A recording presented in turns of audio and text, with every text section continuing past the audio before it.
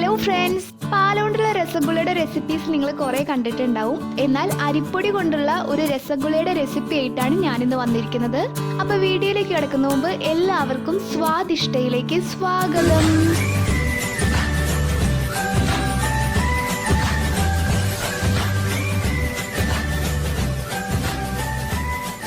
ഇതിനായി ഒരു പാനിലേക്ക് 2 സ്പൂൺ സൺഫ്ലവർ ഓയിൽ, എന്നിട്ട് എണ്ണ ഒന്ന് ചൂടായി കഴിഞ്ഞാൽ ഇതിലേക്ക് 1 കപ്പ് അരിപ്പൊടി, എന്നിട്ട് നന്നായിട്ട് മിക്സ് ചെയ്യുക. ഇതിലേക്ക് 1/4 ഗ്ലാസ് വെള്ളം ഒഴിച്ചിട്ട് നന്നായിട്ടൊന്ന് മിക്സ് ചെയ്യുക. അപ്പോൾ ഫ്രൈയിങ് പാനിലൊക്കെ ഒന്ന് ഇങ്ങനെ പറ്റി പിടിച്ചിരിക്കും. അപ്പോൾ നിങ്ങൾ അതൊന്ന് ചൂടാറാൻ വെച്ചതിന് ശേഷം കൈ കൊണ്ടൊന്ന് കുഴച്ചെടുത്താൽ മതി.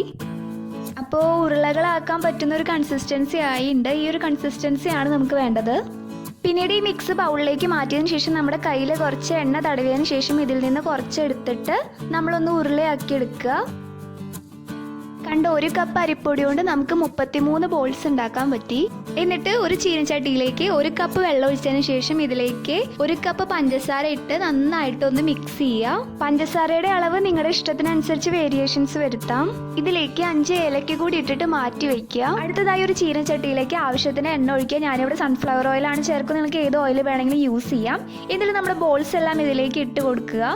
എന്നിട്ട് മീഡിയം ഫ്ലെയിമിൽ ഇട്ടിട്ട് വേണം ഫ്രൈ ചെയ്തെടുക്കാൻ. നിങ്ങൾ ഫ്ലെയിം കൂട്ടിയിട്ട് കഴിഞ്ഞ് ഉള്ളിൽ തീരെ വേവാണ്ട് വരും. അതുകൊണ്ട് അത് ശ്രദ്ധിച്ചോളാം നന്നായിട്ട്. ചെറുതായി ഒരു ലൈറ്റ് യെല്ലോ കളർ വന്നു കഴിഞ്ഞാൽ നമുക്കിത് നമ്മുടെ പഞ്ചസാര പാനിയിലേക്ക് ഇട്ട് കൊടുക്കാം.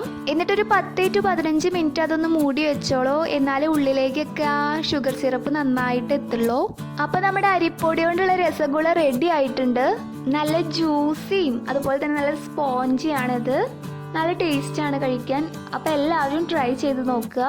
എല്ലാ വീഡിയോസിലും പറയുന്നത് പോലെ എൻ്റെ വീഡിയോ ഇഷ്ടപ്പെട്ടെങ്കിൽ ലൈക്ക് ചെയ്യാൻ മറക്കരുത്. നിങ്ങൾ ആദ്യമായിട്ടാണ് എൻ്റെ ചാനൽ കാണുമെങ്കിൽ സബ്സ്ക്രൈബ് ചെയ്യാനും മറക്കരുതേ.